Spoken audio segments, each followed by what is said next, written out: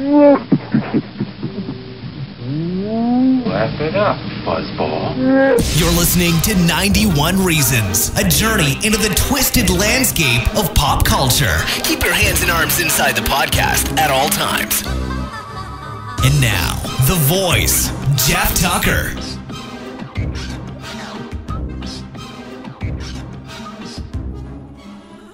Hey, we're back with our continuing look at the episodes of the television show Black Mirror. I started these, and then I got sidetracked, and then the holidays, and now we're back on track.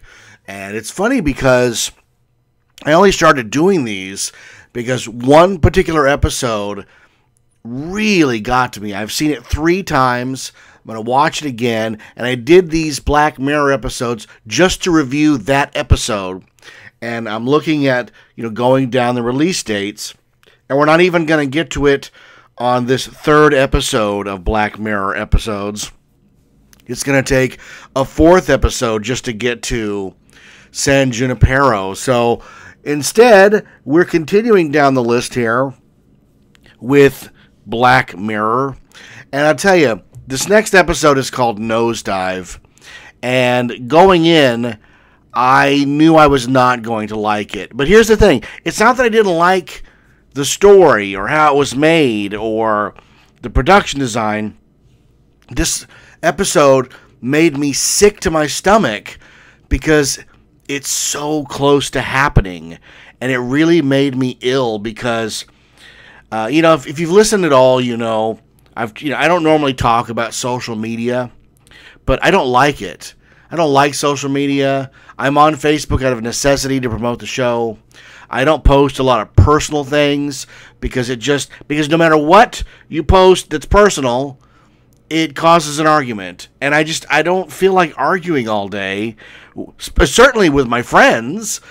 So I deleted my Twitter account because I think Twitter is a one-way ticket to saying something stupid and losing your job.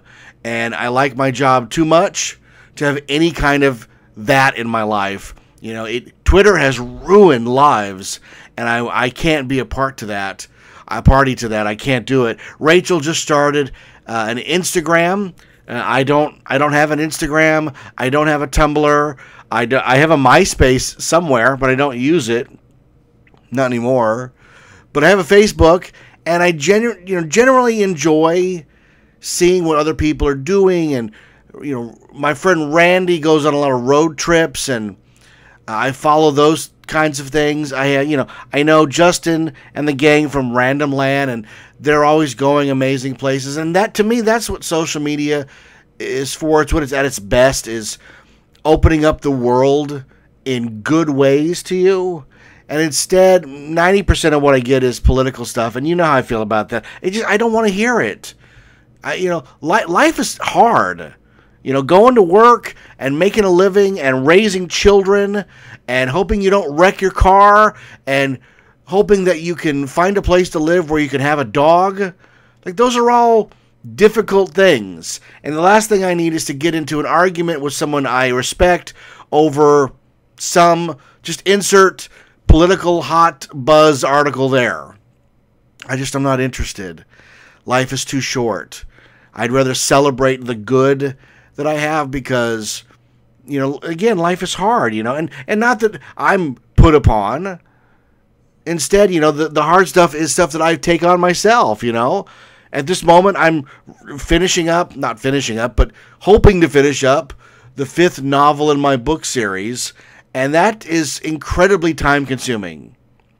In the dark of night, I put on headphones, I rock out, and I write my 5 pages. And I try to keep going. And sometimes I have to bribe myself. Like, for Christmas, I got the PlayStation 4 Spider-Man game. And you know what? It makes me frustrated. It makes me angry. But I'm enjoying playing it. I haven't played a video game front to back since one of the Grand Theft Autos. And I'm just not a video game guy because to me that's wasted time. But as I get older, I'm forcing myself, I'm going to play the Spider-Man game for an hour. I'm going to play it for an hour because it relaxes me. My wife laughed and she goes, "Does it relax you? You just get angry." You don't understand, but I'm not doing something that I have to do. I sometimes I'll bribe myself. I'll write 5 pages in my book, and then I'll get some Spider-Man time. Trying to budget work and play. I mean, that's tough. Work and play is tough, right? Life is tough. It's just the way it goes. So the idea that social media would rule my life really upset me watching this episode. It stars Bryce Dallas Howard as this, not middle-aged girl, but lower, probably early 30s, and she's trying to get a new apartment, start her life over, and the only way to do that is to up your social media score. Everybody has a score, and every interaction that you have with people, they rate you. And those ratings all count, like your Yelp rating would count in your personal life. And somebody tried to do this a couple of years ago. They tried to launch a Yelp for people, and cooler heads prevailed and said, people already kill themselves over social media posts. So the idea that you would have one that was specifically designed to torment people over their appearance, their actions, their choices, that's not a good idea. And yet, go look up China. Go on YouTube and type in China social media score, and you'll see what happens to a society where this is real, where jaywalking gets you a demerit, and you find yourself at the airport and you can't fly because your social media score is too low for them to allow you on the plane. You think I'm kidding? That's really happening in China. So watching this episode, I just got really antsy.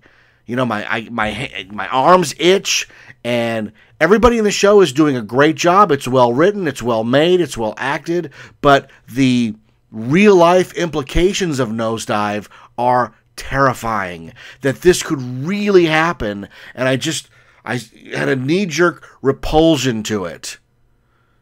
If you've ever seen this might be the worst movie reference I've ever made. Have you ever seen the horrible movie Wild Wild West with Will Smith and Kevin Kline? There's a scene where the president shows this beautiful cake, and before they can cut it, it explodes with spiders coming out of it. And that's what Nosedive looks to me. This beautiful cake surrounded by these horrible, ugly spiders. Worst movie reference ever, I know. But Nosedive is rough to watch. It starts out, she's this normal person. She's biting a cookie and drinking her coffee and taking a picture. And it's something, no joke, it's something I've seen my wife, my kids do every day, looking for that, what will get the most likes moment. And that just, I drew back, like, oh my God, this somebody has seen it. And this show is from 2016. This episode aired almost 3 years ago. So this is prophecy at its best. So she wants this apartment. It's this amazing, Shangri-La apartment, but she doesn't have a high enough credit rating. And her brother, who has opted out of the system, tells her she's crazy to kowtow to people, to be fake and phony to get what you want. But she's going to give it her best try because she's been invited to this upscale wedding. And if she goes there and gives this great speech for this girl that she grew up with, who's in a much higher social credit score than she is, then all the people at the wedding will rate her, and she'll jump to a higher grade and be able to get the apartment. So it's set up fairly quickly, the wants, the needs, and then things just sort of happen to this poor girl. It's not her fault. Things just happen one after the other that drop her credit score. She can't get on the plane. She gets a terrible rental car. She ends up walking, and she meets a truck driver who dropped out of the system as well. So you get this view of this idyllic, amazing world that you can live in if you want to play by their rules. And this much grittier normalcy for people who've dropped out of the rules and don't want to deal with it. And I'm watching it going, I would have opted out immediately. I don't want to be judged by the pictures that I take. And here I'm on Facebook. So I'm part of the system. I totally get it. I didn't do the 10-year thing. You know, when people said, that's just Facebook getting pictures of you from 10 years ago and today without any research. And I'm like, I don't want to feed any machine. And I'm not paranoid. I'm not that guy in any way. But I don't do any of those social games. I didn't remember the what 3 fictional characters make you, and then the 10-year thing, and the Bird Box challenge, and the Tide. I don't do any of that. I don't succumb to any. I've never succumbed to any kind of peer pressure, whether real, imagined, or online.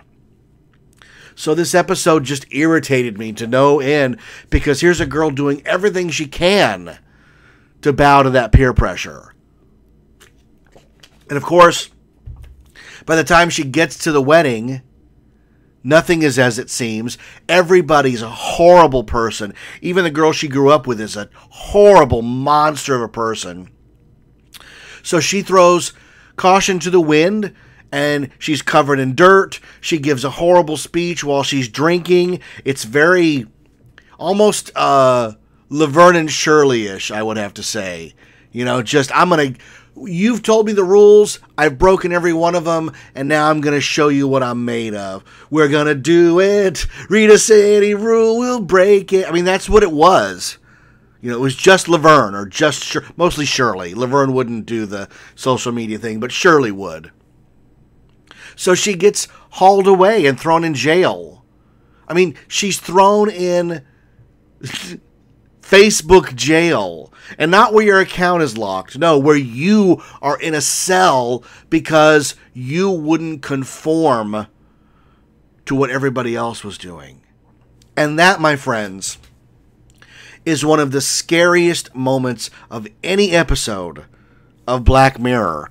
The idea that the thought police are out there. They're watching you. And if you don't conform, if you don't say things the way we want you to say them, and dress and eat and walk and drive and think, then you're going to be put away so that no one has to deal with you. And that, I was just so... I hated every second of it. And then when she's in jail, she meets a guy who was in jail for the same thing, I guess. You don't really know. And they end up yelling at each other. And it's very cathartic because they're getting it all out. There's no rating. And they get to be, for 1 second, one brief shining moment, they get to be human. And that, for Black Mirror episodes, it's pretty uplifting. Because most Black Mirror episodes are not uplifting. They're cautionary. And they end with despair and death and horrible trouble for everybody involved. So this one was different. It has a look, it reminded me a lot of The Truman Show. Imagine if the people who lived in the world of The Truman Show had to be rated socially, and everybody lives in the same cracker box house that has to be painted a certain color. It's a lot like, do you remember Disney opened its own city in Florida, Celebration? And you had to, the house had to be a certain way, the grass had to be cut, the paint had to be a certain shade, everybody had to look, I mean, talk about this being true. This was 20 plus years ago. Disney opened Celebration decades ago and then quickly sold it off because they realized everybody rebelled against their horrible draconian rules, even though the reason they moved there was the horrible draconian Disney rules. Think about that. Hardcore Disney fans moved to a hardcore Disney city to live, to shop, to send their kids to school. And the first thing a lot of them did was instantly find themselves rebelling against the Disneyfication of their lives. That's Nosedive right there. For real. And it was 20 years ago. You can still drive to Celebration in Florida. It doesn't look the same. It's become, quote-unquote, normal. But There was a moment, and you can look it up. There are YouTube videos that are amazing where this manufactured small town America was supposed to be the next best thing, and we were all going to end up living in these.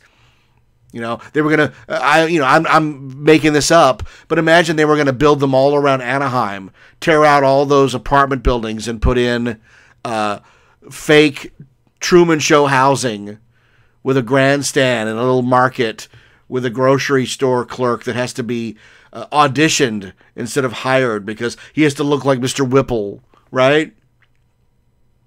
Terrifying episode, Nosedive. But worth checking out. And Bryce Dallas Howard, although not my favorite actress, is very good in the episode. You know, firing on all cylinders, and you can see the frustration and the build-up to her exploding at the wedding. And the script was written by Mike Schur and Rashida Jones. Rashida Jones is the girl who played Karen on The Office, and she was also on Parks and Rec. And she's also one of the credited writers on Toy Story 4. So good for her, man. That's fantastic. Okay, the next episode, Playtest. This is a backpacker guy going across Europe, sleeping with interesting women and running out of money. And he has to submit himself to a video game company to test out a new video game to earn money to get back home. There's a whole lot of other things going on with this guy. He's got problems with his mother. He's got home problems.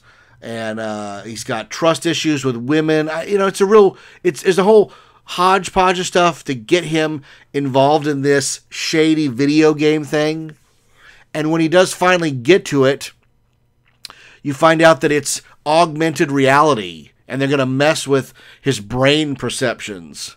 And if you know me, this is the part where I would have checked out. I would have said, look, you're not messing with my brain. I don't drink alcohol. I don't smoke pot. Now, this guy doesn't have those hang-ups. He's quote-unquote, unlike me, he's quote-unquote normal. So I get that. And the whole episode, I'm like, that guy looks just like Kurt Russell. Turns out it's Kurt Russell's son. Get this guy, get him an eye patch, and make him Snake Plissken, stat. Make him McCready. Let's get a thing, prequel, sequel, something going on that's more authentic than the trash Universal put out. This guy's great. So he goes to this, high-tech facility where the high-tech Asian guy is going to explain all these things are going to happen to him. He's going to get paid. They show a really fun whack-a-mole with real cartoon moles that you can see in real life. Now, this is an episode from 2016, and this is technology now that we pretty much have. We have home virtual reality sets. We have augmented reality toys where you can hold your phone up and the action figure you bought suddenly comes to life. We have roller coasters where you can wear a headset that not only are you on the roller coaster, but monsters are attacking and you can see Superman trying to save you. So we kind of have this. And the idea that not only do we have the augmented reality part, but there's a psychological part of it that you're going to play a game that knows exactly what scares you. And that's, again, this is the part where I thought I would never do this. The last thing I want are my deepest fears brought to life. And it's not spiders, and it's not snakes or ghosts. Look, I work Scary Farm. That's my bread and butter. Severed heads, severed limbs, demons, portals to hell. These are all part of my job. So you start talking about my deepest, darkest fears. It ain't a haunted house, folks. It's something happening to my kids. It's not being able to provide for them. It's them needing something and me not being able to get it to them. So you think I want to play a video game where my daughter is crying because I can't buy her shoes for school or feed lunch? I mean, no thanks. the scanner would go, yeah, Mr. Tucker, you're not playtest material. Your fears are way too normal. We were looking for somebody who's afraid of clowns. Oh, no, I'm not afraid of clowns. You know, Tommy Tube was a clown. You know what I mean? I don't have those hang-ups. And not that they're bad. I wish I did. Somebody said to me, what's your greatest fear? Oh, it's ghost. Oh, yeah, ghosts are scary, man. No, my greatest fear is not being able to pay rent. I'm an adult. I have real fears. You know, my greatest fear is my wife wrecking the car and injuring herself. That terrifies me to no end. She has to text me when she gets there because I'm terrified. I've become my parent, my mother. You know, call me when you get there. I will. You better. I will. Now I know exactly what that means. Texting is just the modern day version of that. So in Playtest, they scan his darkest fears, and then during the scan, his mom calls him, and this is where you're like, oh, something's going to happen here. And it becomes a little bit like the scene in Total Recall where they bring the doctor out from the recall place. He's like, Quaid, you're still asleep. You've never left the recall office. You're having a brain aneurysm. If you swallow this pill, you'll wake up and everything will be fine. You're like, I don't know what's real and what's not.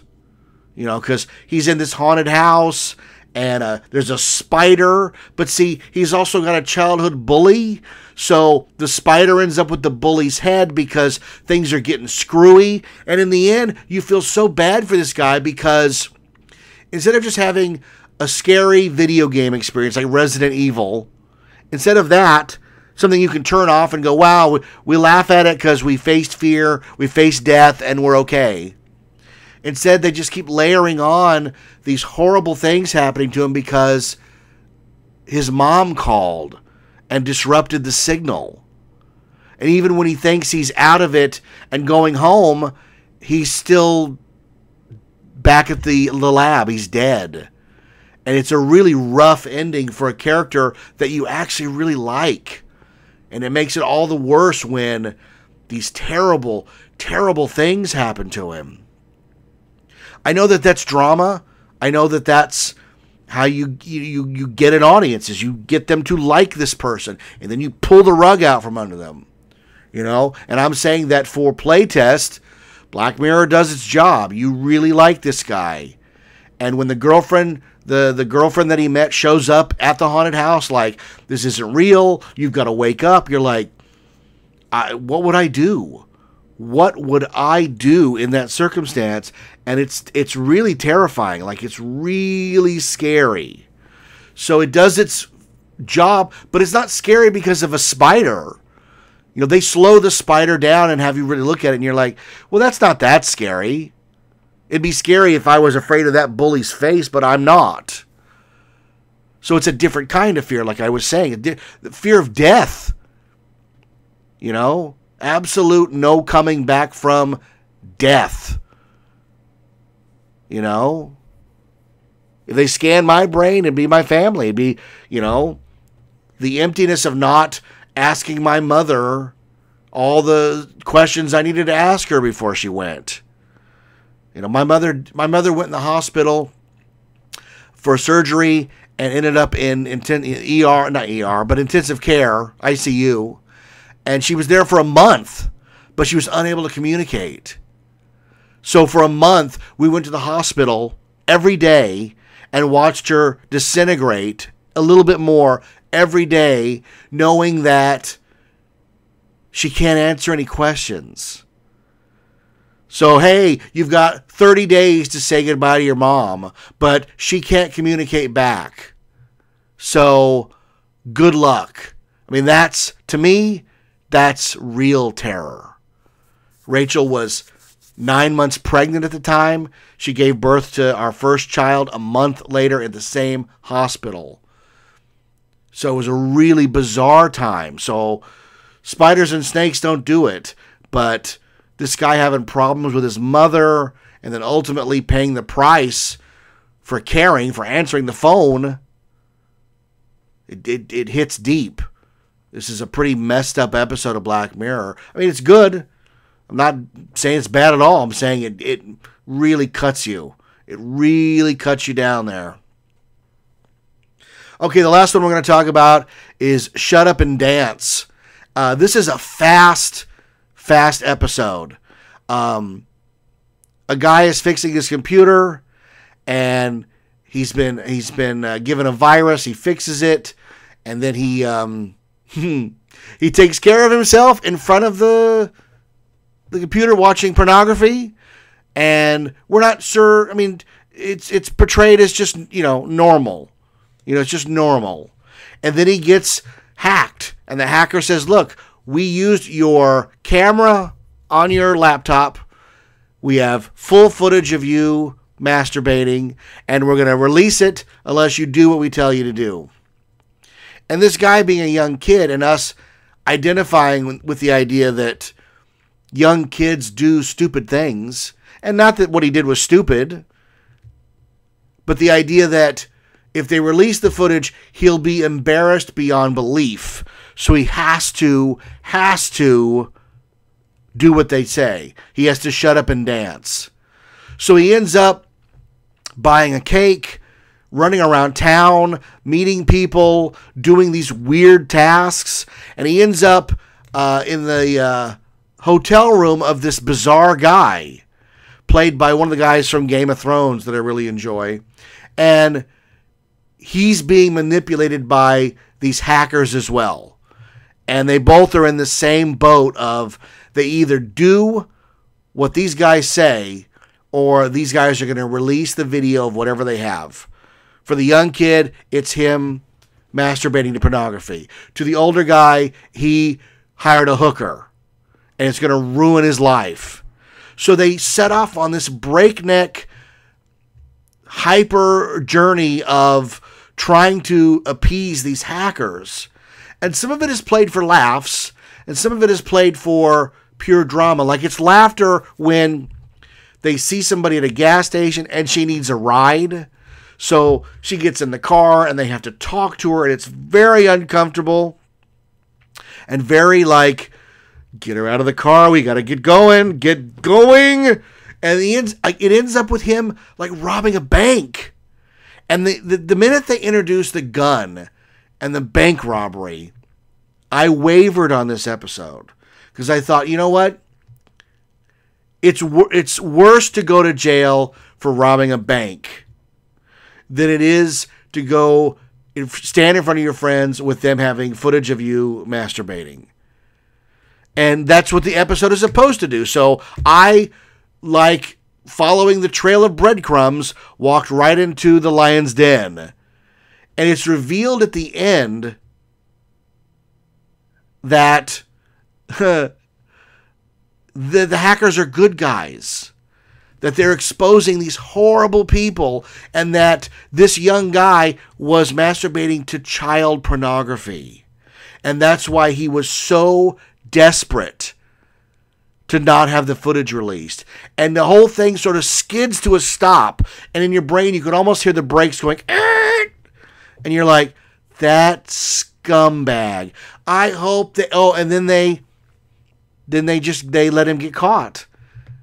They do the "you mad bro" meme, and they let him get caught. I mean, he's had a fight to the death. He's had bike rides across town. He's had to deliver a cake. It's a lot of work, and you think he's doing it to avoid embarrassment. In the end, he's doing it to save his ass because he's a scumbag, and whatever happens to him at the end, because the police arrest him, you're like, good. Lock him under the jail. And it does a good job of subverting your expectations and who's the good guy and who's the bad guy. It's a ploy that they'll use later in an episode that's devoted to paying homage to Star Trek. But we'll get to that one in another episode. So it's just a quick 30-minute episode here. I don't want to bore you because I want to devote the next episode to San Junipero, which is one of the my favorite TV show episodes I have ever watched of anything. So it will be flowering. But here's the thing. I'm going to watch it again so that I'm really fresh on it, because I want to really do a deep dive into this episode. So I'm going on vacation this week, going to Las Vegas.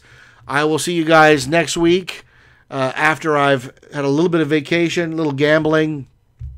I don't drink, I don't smoke, and I don't really gamble. So, of course, I'm going to Las Vegas.